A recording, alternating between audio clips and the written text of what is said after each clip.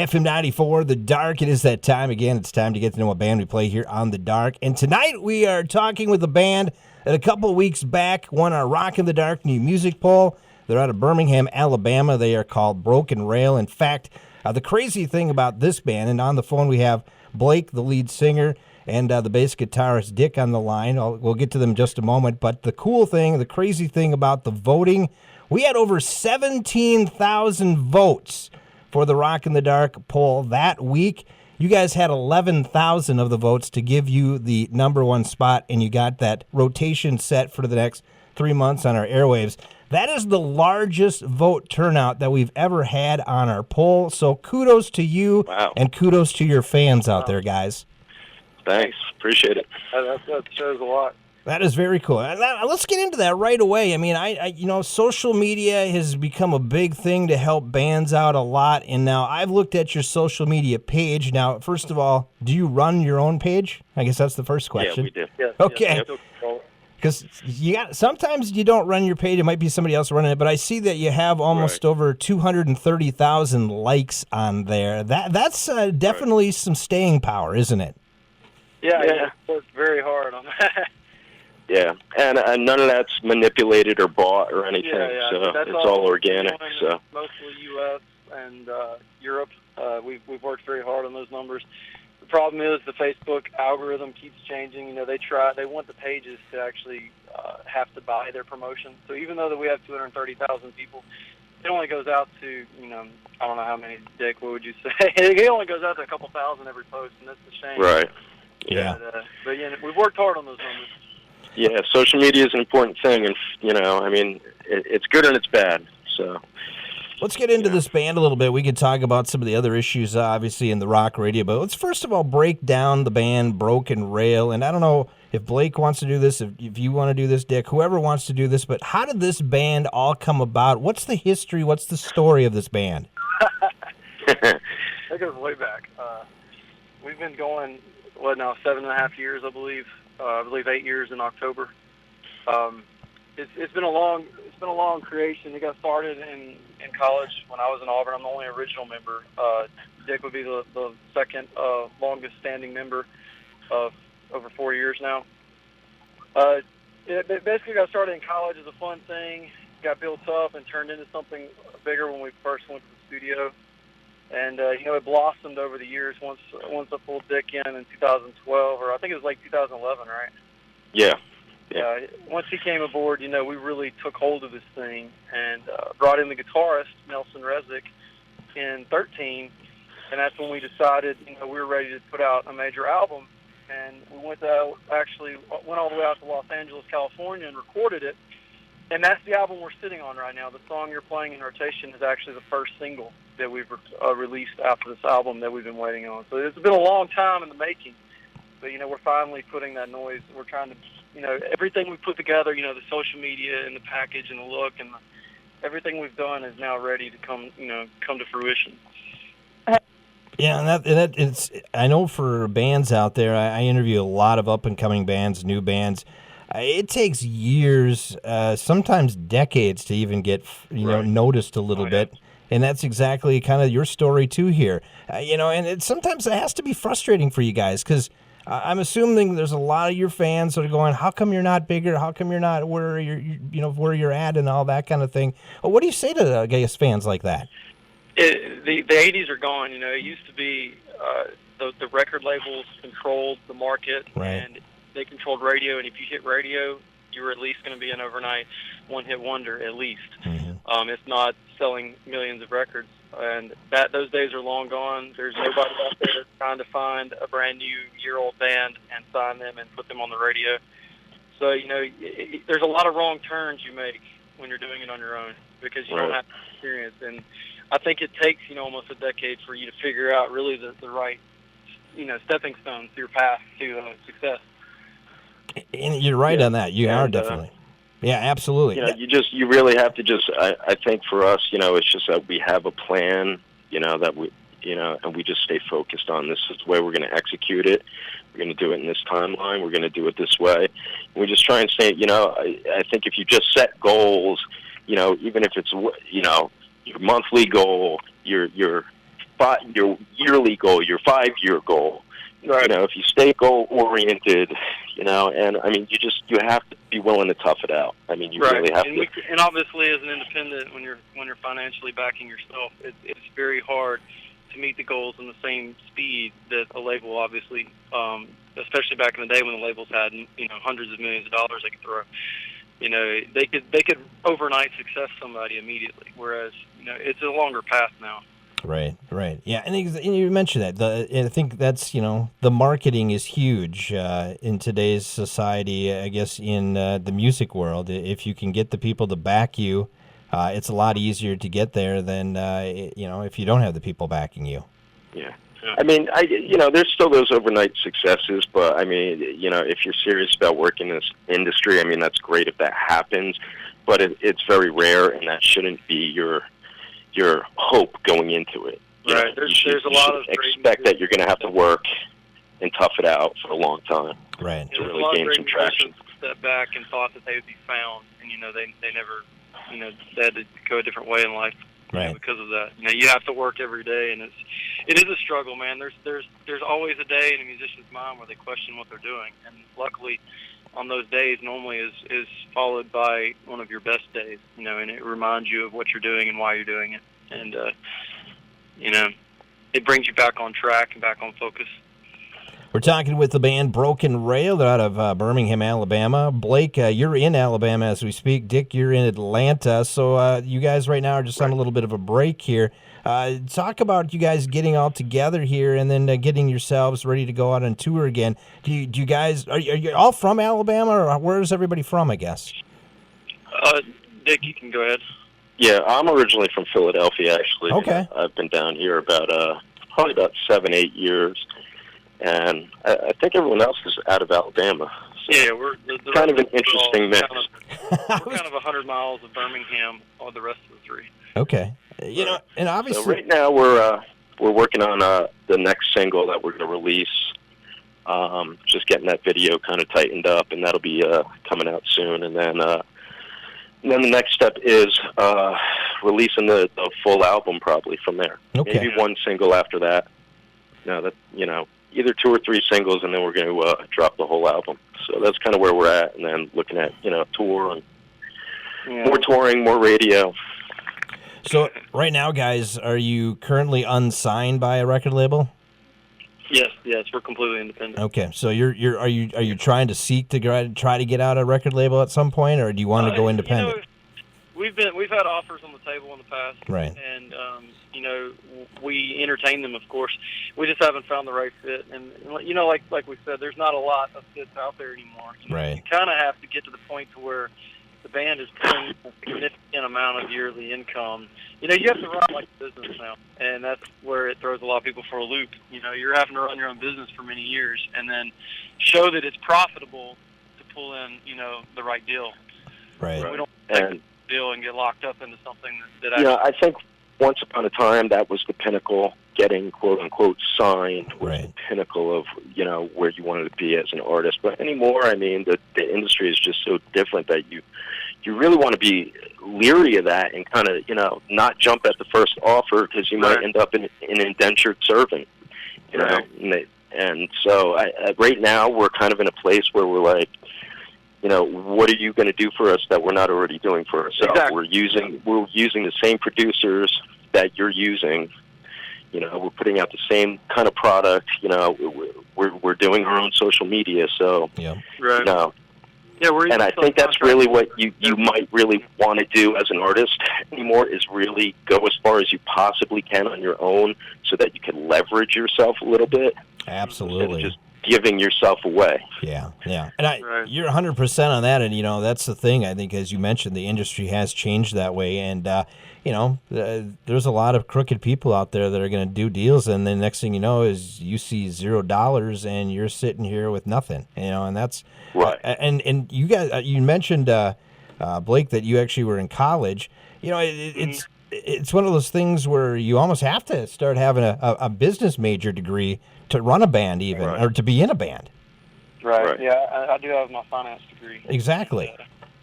It is a business, and that's the hardest part. Is, you're dealing with a lot of people. It depends on where you're playing. Especially starting out, you're dealing with some smaller venues and that, and so you're dealing with people that don't run it as a business, their business as a business, and it's very hard to kind of be in the rock world and treat your band as like it is a true business. It's Right. hard, but it is. That's what it is, and you have to do that, especially if you want to show numbers.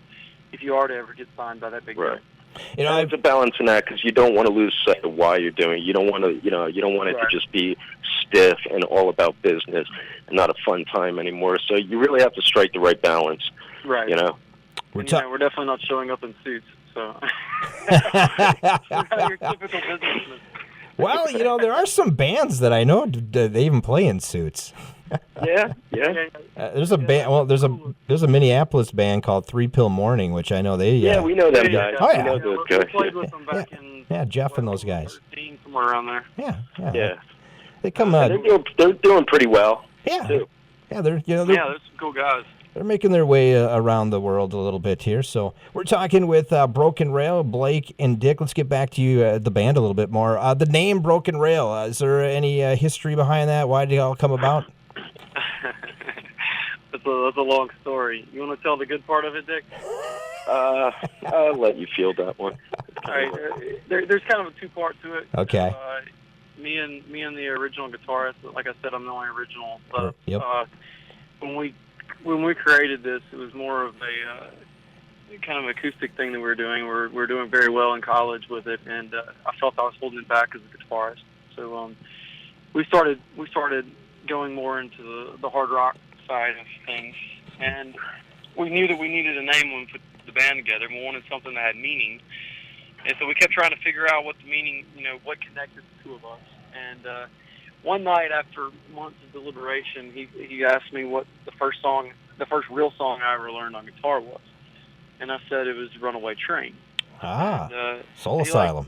We're drinking around a fire, and he fell out of his chair. He's like, "That's it. That's our connection." I was like, "What? Why?" And he's like, "My first song was Train Traveling." And he's like, "So it's got to have something, related to the train." Okay. Like, well, it still took a long time, to come up with it. But then we also, wanted to a symbolism of where we are, our region, and where our music and our sound comes from. So to go into a really deep meaning, it goes all the way back, to the Civil War and kind of where the South fell. The South, ultimately lost the war basically due to a subpar rail system. They did not have rail systems that, they had to switch. I don't know if many people know this, but the rail sizing was not the same throughout the entire South. And so when they switched trains, they had to literally switch trains every state. And it would take multiple days, where the North could move troops, ammo, everything, supplies, in literally a day, where it would take up to 30 days. For the South, it was the same.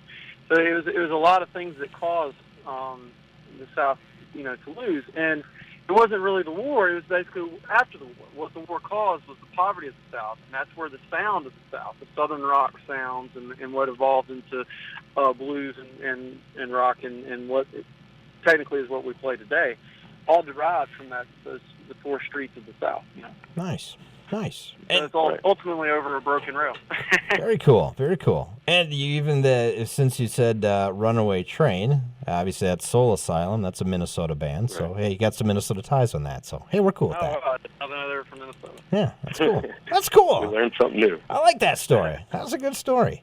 You mentioned, there's ties to Minnesota. Obviously, the Prince passing away just recently, and a big influence. Yeah, how about that? I know, isn't that crazy? That's just kind of crazy stuff up here. But let's talk about influences. Many people going this year. Scott Weiland. I know, isn't that nuts? And the sad thing about Scott Weiland too is he passed away in Minnesota too. You guys said you were at the Mall of America.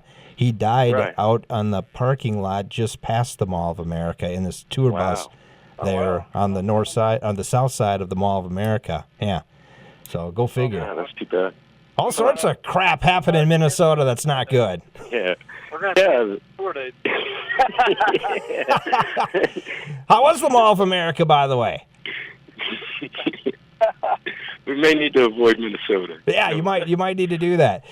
What I was trying to get back with the Prince thing and is influences. Obviously, who influenced you guys? And this is obviously two guys talking to me right now, Blake and Dick. So each of you can answer this question. Whoever wants to do it first. But who kind of was your influence as you were growing up to put you where you are today?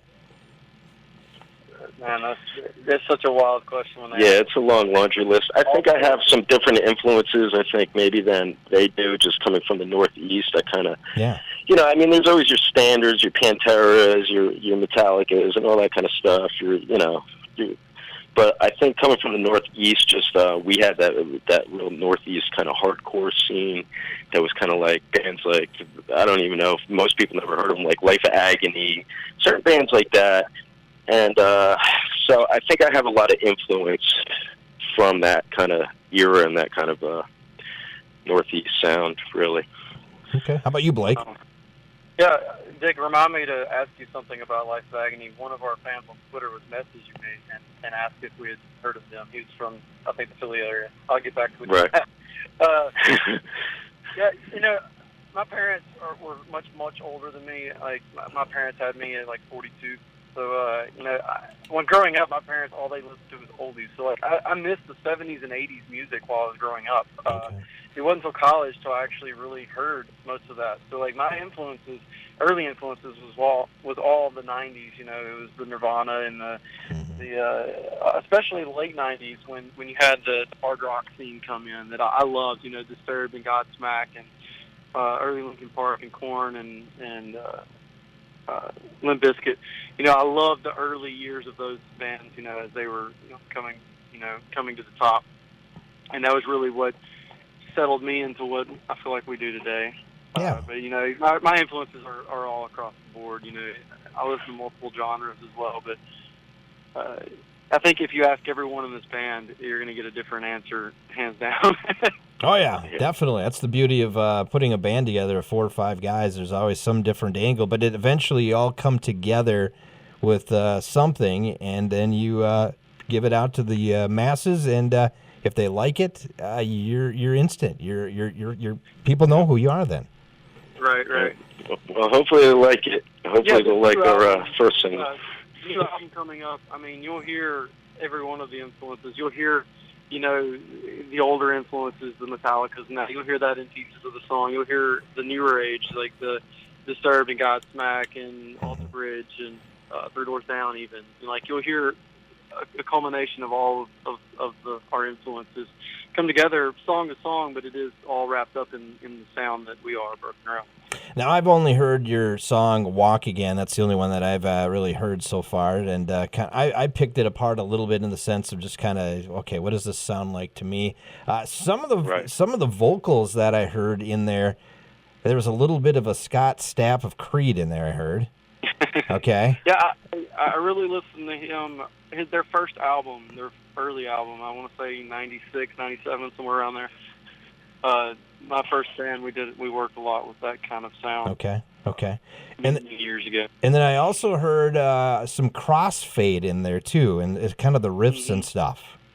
Mm-hmm. So at least on that song, that's just my interpretation of it. Of course, I'm just some guy up here in the middle of Minnesota trying to interpret music. So I guess what are we expecting when this album drops, this next single? I mean, what's kind of the album all about? What am I going to hear on a Broken Rail album? I think it's going to be very emotional. You're going to hear anger, despair. Rock is all about rebellion, and I feel like everything on the album is something that happened in our life through experience, and I feel like you feel it. You feel the emotion come through the music. Yeah, I think this is a big departure too from any of the EPs that are out there already. That people, it's kind of, if they're referencing any of our older material, they're going to be in for a surprise. There's I think a lot darker, just a lot more evolved, even. So. Right. Exactly. Yeah. Our early stuff is almost a separate band now.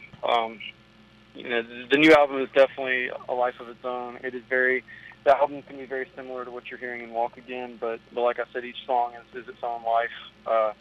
we've got it goes heavier, much heavier in the album, and then it also has a few ballads sprinkled in as well. But we feel like every song is very hard. It was very hard picking the singles, wasn't it, Dick? I mean, it is. Yeah, it is. And honestly, like every song, and I honestly believe I don't think there's any filler on this album. Every song is a pretty solid track, in my opinion. So nice. So. Any song could stand alone on its own, basically. Yeah, I honestly think so. Yeah, they all could be radio singles, honestly. And that's what we've been working hard on. We've been having the album remixed in multiple parts.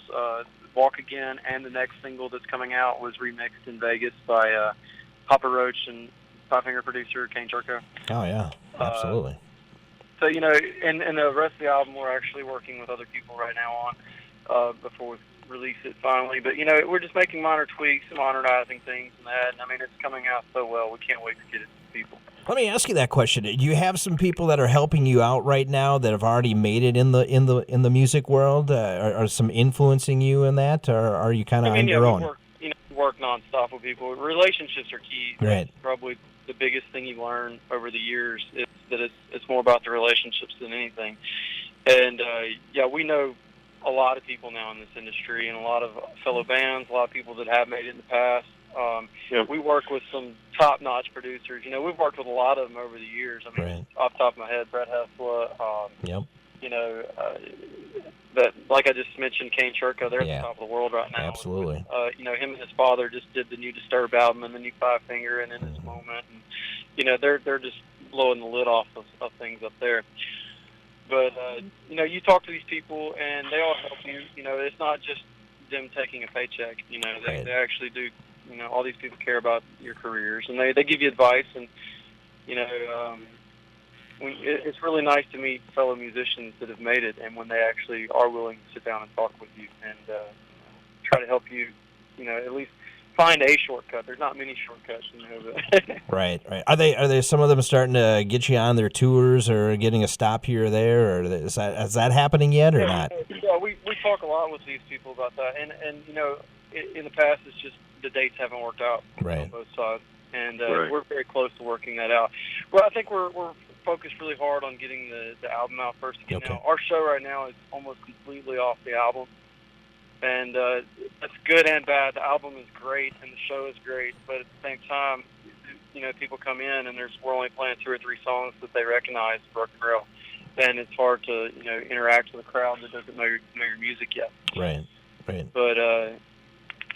we're sprinkling shows right now. We've taken off from the tours for a moment. And like I said, we're really focusing on finishing the album and releasing the album. I think we're looking at around, a late fall release. Nice. And once we get that out, we're definitely going to be hitting tour after tour.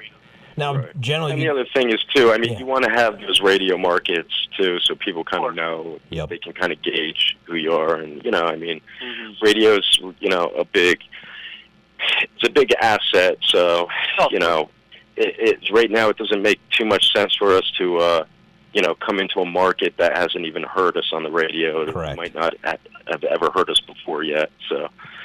Do you do most of your touring right now that you've done down in the South pretty much? Is that where you're kind of at, or? We've been, we just came home last month. I mean, we were all over then. I mean, we went all the way, Texas, Oklahoma, through Missouri, Ohio, Michigan, St. Louis. We just did. We were kind of everywhere. But yeah, we've been, I think Oklahoma was as far west shows as with that, and Michigan was as far north. But we're playing all over. But it does help. The radio markets are a completely opposite animal. Like when you walk in somewhere where you're actually getting radio, you have a lot of people waiting on you. Yeah. You walk into your merch table and they're ready to see you. Whereas some of these markets, if you've not had radio yet, they might have not ever heard of you, and you're playing to people who they have no idea if you're a local. They don't know anything about you, and we normally can win those fans over. It's a harder, it's much harder on everyone, on the fans and on us, if they don't know you and don't know what to expect. But we do our best, and we've done a good job with that in the past. But it's much smarter to hit radio is still king. People try to diminish that, but it's not. It's still radio is still the number one controlling factor in this industry. Absolutely, it is. We're talking with not only Dick, but also Blake from the band Broken Rail. Though here's a question I love asking, and let's have Dick answer it first, and then after that I'll have Blake answer it second, so that'll give Blake a little more time to think of this one. All right, so here's the question. What artist would you like to cover one of your songs? Oh, wow. Wow, yeah. I would probably have to, I don't know if I could pinpoint an artist, but I would probably want it to be something out of our genre. Yeah, and that's fine. Like maybe like something, I mean, it'd be crazy to hear like a country version of one of our songs or something, just completely, yeah, something you wouldn't expect. I don't know if I could really pin down an artist. Okay. But I would definitely want it to be out of our genre. What do you have to actually be a remake? That'd be cool. Yeah. Would you have a certain song maybe in mind for that? Phew, I don't even know. I mean, that's really tough. I mean, I guess that would have to really be up to them. But I just look at it as how I would do it. Like I think when we look at certain things, because we've looked at certain things that we've considered, we're still considering remaking. And they're usually completely out of our genre. We want to put a completely different twist on it. So, I think country. That's cool. Probably what I would like to see happen. I think I could see maybe a couple songs. I think could actually maybe be remade. Yeah, I agree. As country or something like that. Yeah. All right. So you've had enough time to think of this one now, Blake. What artist would you like to cover one of your songs? If it had to be someone in our genre, I think that it would be cool. There's a song off the new album called "Life's Not Through with Me." I think it would be a cool thing for Alter Bridge to cover. I would like to hear Monty Kennedy attack it. All right. I think Monty might be bored on that song though.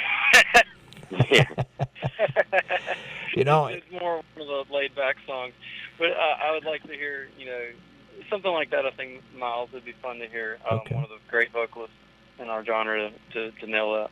Nice, yeah. I ask that question all the time, and I get crazy answers, and that's the cool thing about it. I mean, I'll get the Taylor Swift to the Dell to the Katy Perry to the this to the that. Oh yeah, it's crazy. It's crazy, and I have fun with the listeners about this too, because I'm always kind of ranting and complaining. It's like you hear Taylor Swift, or you hear, I should say not Taylor Swift. You'll hear rock bands do Taylor Swift songs.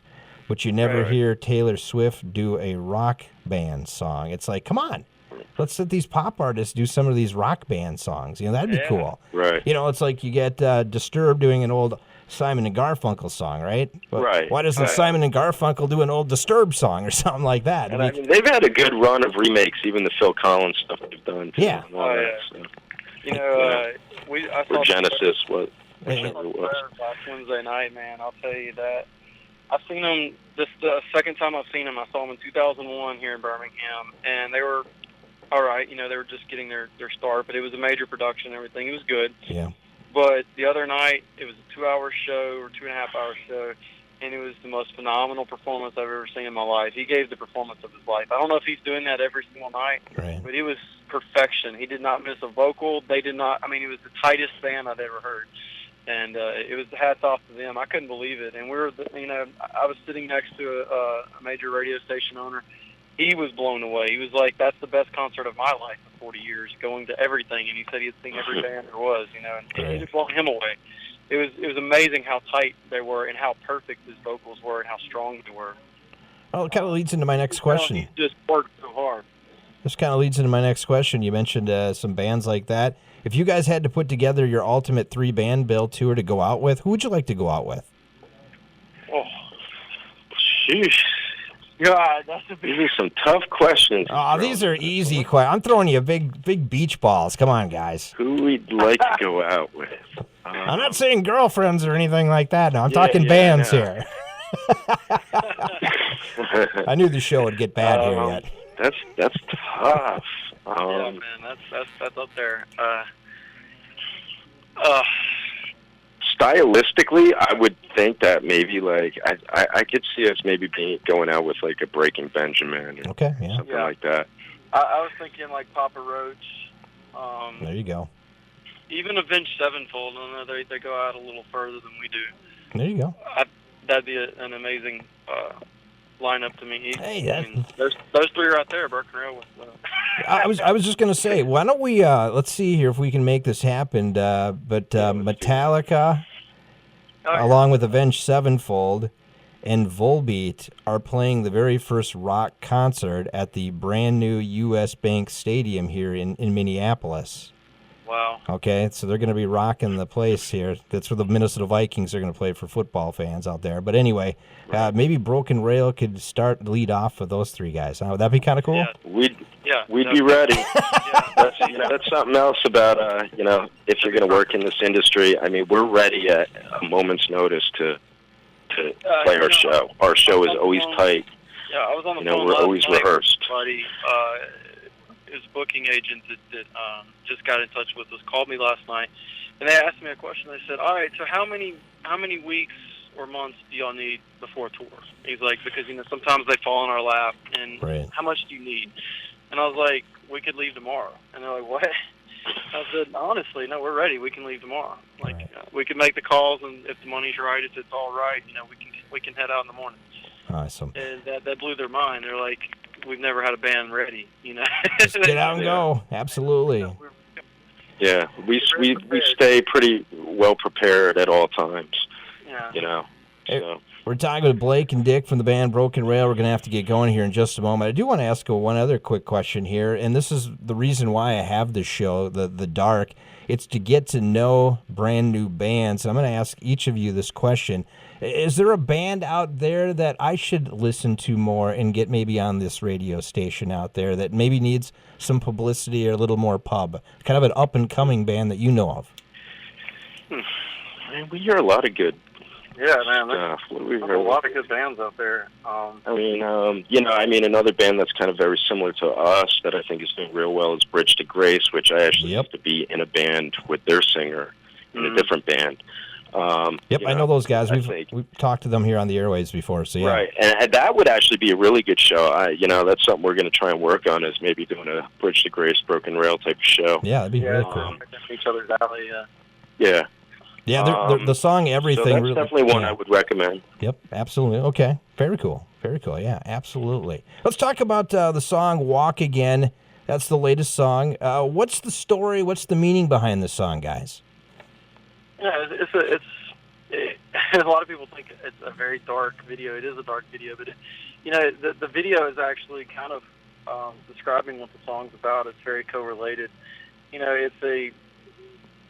In life, we've all fallen into these pits and these holes, and it's unexpected. Like the guy in the video, I don't know how much you've seen the video, but he just walks in on a bad situation, and his day gets really bad really fast. And it's about overcoming those moments. Like anything can drop in your lap in a moment's notice, and walk again is finding your footing again and finding that ability and the strength to stand back up on your own and just deal with these things head on and continue your life. Very cool. Overcoming of adversity. Exactly. Awesome. How does the people listening tonight here to the airwaves, or maybe they're checking us out on YouTube, how do they find more about your band, Broken Rail? And we're everywhere. Anywhere you find your major artist, you'll find us. We've worked very hard, just like we've worked on social media. We're definitely on, of course, our website, brokenrailband.com, Facebook, Twitter, Instagram. We are also on Spotify, Apple Music, iTunes, Amazon, Google Play, Pandora, Slacker. Everywhere you find your music, you'll find us. Very cool. Hey, I love the song, by the way. I'm not just saying this because I'm interviewing you guys. I interview lots of bands and I hear lots of music, but this song is very catchy. It should have a long life on radio as long as people are playing it. And I think the song is going to definitely put you guys on the map. And it's probably been a long time coming, as we had mentioned to start this interview, since you put this together, at least, over 3 years ago, pretty much, of making this album. So good luck to you guys on that. I appreciate it. And we've been sitting in the dark for a while. Absolutely. Well, we brought it out on the dark now, too, so it's all good to go. Hey, Blake, Dick, thanks so much for joining me, and we're going to play your latest song, Walk Again, Thanks for right having now, us. okay? Yeah, thanks so much. All right, Appreciate it. appreciate it. Once again, that is Blake, that is Dick. They're with the band Broken Rail. Their latest song is called Walk Again. You're hearing it right now. You're hearing it on the dark on FM 94.